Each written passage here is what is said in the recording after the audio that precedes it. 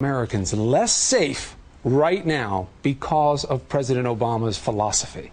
Well, I think it's in part because of his actions. I think taking the step of releasing the legal memos that laid out in great detail exactly what techniques we used in our enhanced interrogation program gave, as my dad said yesterday, the terrorists a new insert for their training manual. We know, former Director of National Intelligence Mike Hayden has explained, we know the terrorists train to these techniques.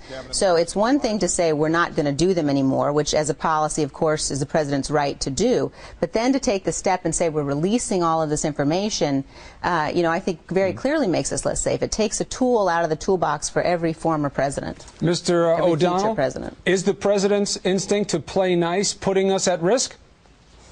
Well, the interesting thing about Liz and her dad's position is that a releasing of a memo has made the country less safe. And so the Cheney family suggestion is now to release more of it. So there, you can't have it both ways. You can't say that if we release classified information, it makes us less safe, and now let's release more of it. That's their position. And the funny thing is that Dick Cheney's argument and Liz's argument with the Obama administration is really an argument that began in the Bush administration when Dick Cheney started to lose the fights in-house. Nothing has changed. Nothing has changed in practices under the Obama administration. It was George W. Bush. It was George W. Bush who stopped waterboarding. Well, Lawrence, Liz, you know who stopped waterboarding. You know who banned it. It was the Bush White House that stopped it. That's who stopped it. Lawrence, and that's who said we're not. Would you like to hear what I know? Because I'm happy to tell you what I do know. What I do know, actually, is that there's a big difference, as I'm sure you probably know, too. I don't know if when you were in the Senate you had access to classified information, but there's a big difference between information that really does, in fact,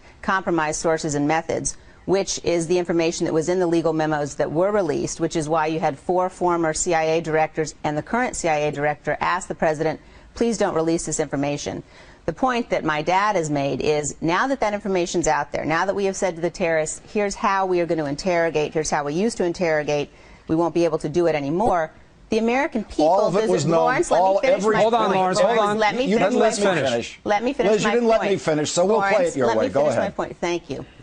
All we're asking is that the American people themselves have the opportunity now to decide. The American people should be able to see, because this whole debate is about whether or not enhanced interrogation kept the country safer. There are documents that show the intelligence we gained from that program, and the American people ought to be able to judge for themselves. That's the main point. I think, it's fundamentally, disingenuous for the White House and its supporters to say, well, the president can't declassify these memos, or he can exercise his right to declassify some, but not others. I just think the American people deserve better than that. Let's get past the vocabulary a little bit here, both of you also. Enhanced interrogation. Is that just another word for torture, and is that the game America should be in? That's something that seems to be danced around here in both speeches. Needs to be addressed. Let me start with you, Lawrence, because you were waiting on that one. Is this just another term for torture? Is that what you think is going on here? It is torture. It's this government has prosecuted people in the past for doing exactly this, but Dick Cheney believes that it's not torture, and that is essential to his position. He can never acknowledge what waterboarding actually was as practiced by the Bush administration, because it was torture. Every definition of torture is included in that. And what's really silly about it is the Cheney notion that it was a very effective program, that waterboarding and these kind of torture methods were effective. If it was effective, why did they use it on only 3 people? If it was effective, why didn't they use it on the 500 people that Bush-Cheney administration released from Guantanamo, 75 of whom we now know have gone back into the terrorism business? That was a failure of the Bush-Cheney administration to keep America safe by processing people correctly at Guantanamo. It let go a minimum of 75 people who've gone back into the terrorism business. All right, well, is that accurate? Okay. No, I mean, you hear what he's saying. Have you been releasing them back? Your father said it yesterday. Liz, your father said yesterday that 14% of them went back into terrorism. Lawrence, let's get the response. I'm not denying that. I'm not denying that, Lawrence. But now let me go through all of the inaccuracies in what you just said. First of all, the question of whether or not enhanced interrogation is torture has been answered, and it's been answered legally.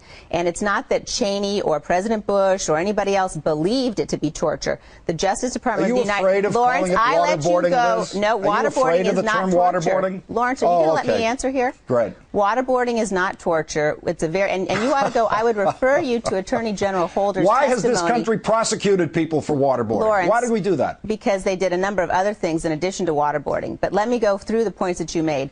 First of all, Attorney General Holder had a hard time explaining exactly what the legal definition is of waterboarding that would make it torture. We've done it to our own people. Secondly, your argument about why didn't we do it to 500 other people proves our point. It was used in 3 cases when we had terrorists who had information about potential attacks on the United States of America.